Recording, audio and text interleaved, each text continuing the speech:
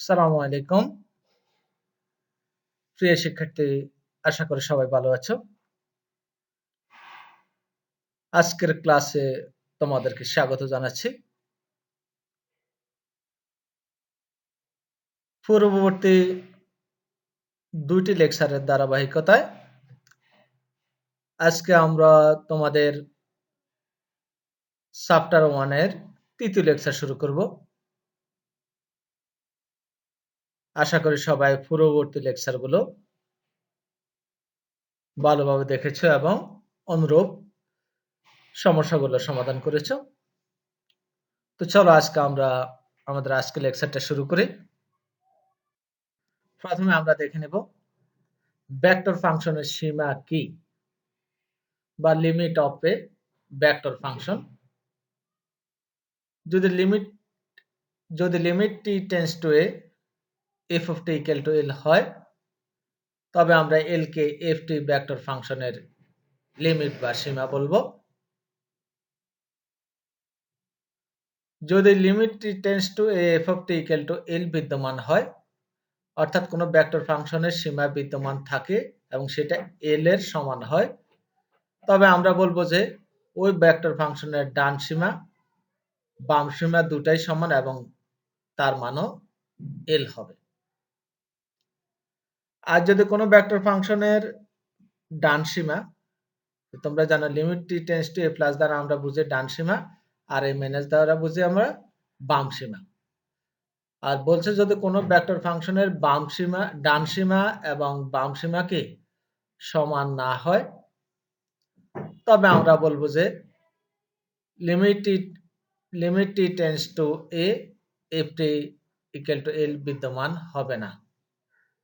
অর্থাৎ কোনো ভেক্টর ফাংশনের যদি বাম সীমা এবং ডান সীমা এই দুটি সীমা কি সমান না হয়, তাহলে আমরা বলবো যে ওই ভেক্টর ফাংশনের সীমা কোনো বিদ্যমান থাকবে না। ভেক্টর ফাংশনের অবিচ্ছিন্নতা বা continuity of a vector function. t equal to a বিন্দুতে ft ভেক্টর ফাংশনকে অবিচ্ছিন্ন ফাংশন বলা হবে যদি limit t tends to a f of t equal to f of a হয়। অর্থাৎ কোনো ভেক্টর ফাংশনের যদি লিমিটিং ভ্যালু এবং তার সরাসরি f of a দ্বারা আমরা বুঝি ফাংশনাল ভ্যালু, তাহলে লিমিটিং ভ্যালু এবং ফাংশনাল ভ্যালু এই দুটা ভ্যালু যদি তার সমান হয়ে যায়, তাহলে আমরা বলবো যে ওই t equal to a বিন্দুতে ভেক্টর ফাংশনটি অবিচ্ছিন্ন। আর যদি এই দুটি সমান না হয়, তাহলে আমরা বলবো যে বিচ্ছিন্ন ভেক্টর ফাংশন। আমরা একটা উদাহরণ দেখব। t equal to 0 বিন্দুতে ft equal to 3 sin ti minus 2tj vector ফাংশনের অবিচ্ছিন্নতা পরীক্ষা করো। তাহলে আমরা অবিচ্ছিন্নতা পরীক্ষা করতে হলে আমরা একটু আগে দেখে এসেছি তার লিমিটিং ভ্যালু এবং ফাংশনাল ভ্যালু দুটো কি সমান হতে হবে। তাহলে প্রথমে আমরা লিমিটিং ভ্যালু বের করি কত বিন্দুতে? t equal to 0 বিন্দুতে। অতএব limit t tends two 0 ft equal to limit t tends two 0, আমরা ft এর মানটা বসিয়ে দেব 3 sin ti minus 2 tj। আমরা t এর মান বসিয়ে দেব, তাহলে 3 sin 0 into I minus 2 into 0 into j। তাহলে আমরা জানি sin 0 0, আর দ্বিতীয় অংশ 0 দ্বারা গুণ করলে পুরোটাই 0 হয়ে যাবে। তাহলে আমরা পুরো লিমিটিং ভ্যালুটাই 0 পাবো। তাহলে আমাদের লিমিটিং ভ্যালু আসলো 0। আবার আমরা ফাংশনাল ভ্যালু অর্থাৎ প্রদত্ত ফাংশনে আমরা সরাসরি t এর মান 0 বসাই দেব। তাহলে t equal to 0, অতএব f of 0 equal to 3 sin 0 I minus 2 into 0 j। তাহলে সে একই রকম আসছে, যেহেতু sin 0 0, অতএব প্রথম অংশ 0 আর দ্বিতীয় অংশ 0 দ্বারা গুণ করার কারণে দ্বিতীয় অংশ 0, অতএব পুরো ফাংশনাল ভ্যালুটা আমরা 0 পেলাম। যেটা আমাদের লিমিটিং ভ্যালু 0, ফাংশনাল ভ্যালু 0, অতএব আমরা বললাম যেহেতু limit t tends two 0 f(t = f0), অতএব আমরা বলবো t = 0 বিন্দুতে প্রদত্ত ফাংশনটি অবিচ্ছিন্ন। আমাদের এক্সাম্পল 2 দেখো।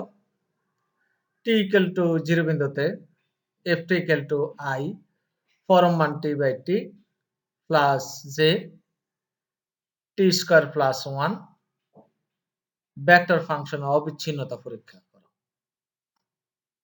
তো তোমরা জানো যদি কোনো ফাংশনে পরম মান থাকে তাহলে আমরা ওই ফাংশনের ওই অংশের জন্য পরম মানের সংজ্ঞা অনুযায়ী কাজ করে থাকি। তো তোমরা পরম মানের সংজ্ঞাটা আশা করি সবাই জানো। তারপর আমি লিখে রেখেছি দেখো। পরম মানের x = আমরা x লিখি if x greater than 0, পরম মান x = 0 লিখি if x = 0, আর পরম মান x = আমরা -x লিখে থাকি যদি x less than 0 হয়। তাহলে আমরা পরম মান থাকলে এই তিনটে কন্ডিশন অনুযায়ী কাজ করি। তো আমাদের যেহেতু i এর সহগে ফাংশনের মধ্যে আমরা পরম মান পেলাম, তাহলে এই সংজ্ঞা অনুযায়ী কাজ করব। এই কারণে আমরা t = 0 বিন্দুতে সরাসরি পূর্বের উদাহরণ 1 এর মতো সরাসরি লিমিটিং ভ্যালু t আর লিখতে পারবো না। কারণ এই সংজ্ঞা অনুযায়ী আমাদের 0 বিন্দুর লেফট সাইডের জন্য একবার কাজ করতে হবে, রাইট সাইডের জন্য একবার কাজ করতে হবে। সেই কারণে আমরা এখানে বাম সীমা এবং ডান সীমা সে দুটাই বের করব।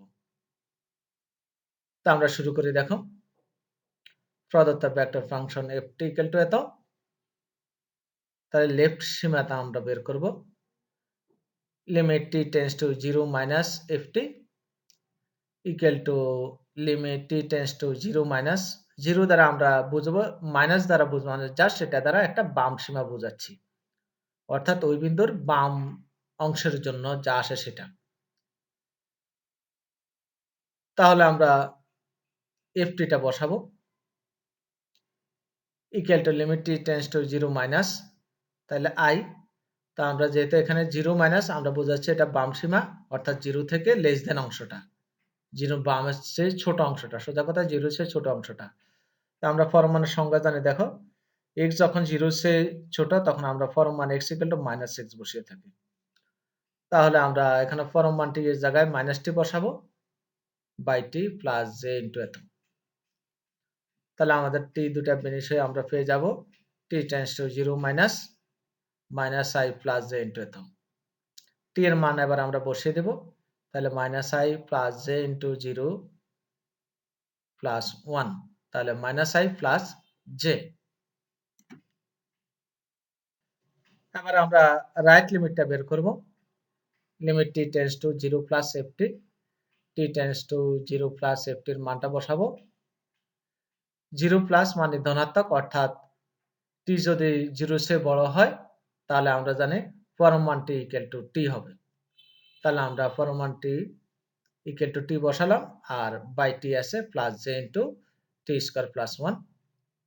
তাহলে আমরা পেয়ে গেলাম limit t tends two 0 plus i plus j into t² plus 1। এবার আমরা t এর মানটা আবার বসিয়ে দেব, তাহলে i plus j into t এর জায়গায় 0 বসালে 0 প্লাস 1 পেলাম i প্লাস j। আমরা তাহলে বাম সীমাটা পেলাম -i প্লাস j আর ডান সীমা পেলাম i প্লাস j। যেহেতু সীমা দুটি কি সমান নয়, সে কারণে আমরা সিদ্ধান্ত দিয়ে দেব যেহেতু বাম সীমা নট ইকুয়াল টু ডান সীমা, তাই t ইকুয়াল টু 0 বিন্দুতে প্রদত্ত ফাংশনটি বিদ্যমান নয়। আর যখন তার কোনো লিমিট বিদ্যমান থাকবে না তখন ওই ফাংশনটা বিচ্ছিন্ন হয়ে যাবে। অথবা আমরা বলবো t ইকুয়াল টু 0 বিন্দুতে প্রদত্ত ফাংশনটি অবিচ্ছিন্ন নয়, অর্থাৎ বিচ্ছিন্ন। ওকে, আমরা এইভাবে আনসার করব। পরম মান থাকলে পরম মানের কন্ডিশন অনুযায়ী কাজ করব। আমরা এখানে বিকল্প আরেকটা পদ্ধতিতে করতে পারি। প্রদত্ত vector function f(t) equal to এত, আমরা এবারে এখানে প্রথমে সরাসরি ফাংশনাল ভ্যালু, যেহেতু ভগ্নাংশ আছে, ফাংশনাল ভ্যালুটা আগে বের করলাম, লিমিটিং ভ্যালু না বের করে। তাহলে t এর জায়গায় 0 বসালাম, তাই 0/0 প্লাস j ইন্টু 0 প্লাস 1, তাহলে i 0/0 প্লাস j। তো আমরা জানি 0/0 একটা অনির্ণয় আকার, যেহেতু এই আকারটা অনির্ণয় আসছে, অতএব আমরা বলতে পারবো f2 অর্থাৎ ফাংশনাল ভ্যালুটার বিদ্যমান নয়। আর ফাংশনাল ভ্যালু যেহেতু বিদ্যমান নয়, অতএব আমরা লিমিটিং ভ্যালু আর বের করার কোনো প্রয়োজন নেই। আমরা এখান থেকে সিদ্ধান্ত দিয়ে দিতে পারবো, সুতরাং t = 0 বিন্দুতে প্রদত্ত ফাংশনটি অবিচ্ছিন্ন নয়, অর্থাৎ বিচ্ছিন্ন। তাহলে তুমি যেটা মনে করো সেটা দিয়ে কাজ করতে পারো। প্রথম পদ্ধতি ছিল পরমান চিহ্ন ছিল, এই কারণে আমরা লেফট এবং রাইট দুই লিমিট বের করে সিদ্ধান্ত দিব। তো যেহেতু আমাদের লিমিট দুটা সমান আসে নাই, তাহলে আমরা লিমিট বিদ্যমান নয়, সে কারণে বিচ্ছিন্ন বলে ফেললাম। আর দ্বিতীয়টা হলো আমরা প্রথম ফাংশনাল ভ্যালু বের করলাম, 0/0 আকার আসছে। আমরা জানি 0/0 অনির্ণয় আকার, সে কারণে ফাংশনাল ভ্যালু বিদ্যমান নয়, অতএব আমার আর লিমিটিং ভ্যালুর প্রয়োজন নেই। যেহেতু দুটাই এটা বিদ্যমান নয়, অতএব আমরা এই ক্ষেত্রেও বিচ্ছিন্ন বলে দিতে পারবো। এক্সাম্পল 3, t = 2, 5 বিন্দুতে f এত ভেক্টর ফাংশন অবিচ্ছিন্নতা যাচাই করো। তাহলে ঠিক উদাহরণ 1 এর মতো আমরা কাজ করব। প্রদত্ত ভেক্টর ফাংশন এত, লিমিট t টেন্ডস টু 2, 5, আমাদের 2, 5 বিন্দুতে বলছে f of t, limit t tends two 2, 5, ft ফাংশনের মানটা বসাবো, মানটা বসালাম। এবারে আমরা লিমিটিং ভ্যালু বসিয়ে দিতে পারি, তাহলে t এর জায়গায় 2, 5 বসা দেব, cos 2 pi i plus sin 2 pi j plus t এর মান 2, 5, তাহলে 2, 5/2, 5 k। তো আমরা জানি cos 2 pi হলো 1, তাহলে 1 into i, sin 2 pi হলো 0, তাহলে 0 into j, আর এখানে আমাদের 2 pi 2 pi বিনিময়ে আমরা 1 পাবো ভাগফল, অতএব k। সুতরাং আমরা পেলাম i 0 k, তাহলে i প্লাস k। এবার ফাংশনাল ভ্যালু সরাসরি ফাংশনের মধ্যে t এর জায়গায় 2 pi বসিয়ে দিব, তাহলে হলো cos t, তাহলে cos 2 pi i, sin t, তাহলে sin 2 pi j plus t/2 pi, অতএব 2 pi/2 pi k। তাহলে অনুরূপভাবে মূলত প্রক্রিয়াটা ভিন্ন, কিন্তু সে cos 2 pi 1 বসাবো, sin 2 pi 0, আর এখানে তো 2 pi 2 pi বিনিময়ে 1 হবে, তাহলে k, that is 1 plus k। তাহলে আমরা এখানে দেখলাম যে লিমিটিং ভ্যালু এবং ফাংশনাল ভ্যালু দুটাই সমান হলো, অতএব t = 0 বিন্দুতে প্রদত্ত ফাংশনটি অবিচ্ছিন্ন হবে। আমাদের एग्जांपल 4 দেখো, f = it square plus 1 plus j t by form 1t vector ফাংশনের t = 0 বিন্দুতে বাম সীমা এবং ডান সীমা নির্ণয় করো। t = 0 বিন্দুতে ফাংশনটি কি অবিচ্ছিন্ন? তাহলে দেখো, আমরা একটু আগে উদাহরণ 2 এ কাজ করেছি ফর্ম 1 নিয়ে, এখন এখানে কাজ করব। ওইখানে আমাদেরকে বাম সীমা এবং ডান সীমা বের করতে বলে না, কিন্তু আমরা নিজেরাই বের করেছি। কিন্তু এই অঙ্কে আমি বাধ্য, কারণ আমার কাছে আলাদাভাবে বাম সীমা এবং কি ডান সীমা চাওয়া আছে, অতএব আমরা প্রথমে ওই সীমা দুটা বের করব। তো সমাধানটা দেখো, প্রদত্ত ভেক্টর ফাংশন এত, যেহেতু মডুলাস আছে বা ফর্ম মান আছে, অতএব ফর্ম মানের কারণেই আমরা এখানে বাম সীমাটা বের করব। Limit t tends two 0 minus ft সমান limit t tends two 0 minus ft ফাংশনটা বসিয়ে দেব।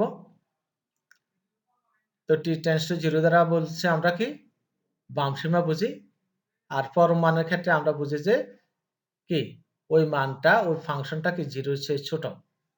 তো আমরা জানি 0 এর চেয়ে ছোট হলে ফর্ম মানটি ইকুয়াল টু মাইনাস টি হবে, তাহলে আমরা সেই মানটা বসালাম মাইনাস টি, পেয়ে যাব t tends two 0 minus i into t square plus 1 minus j।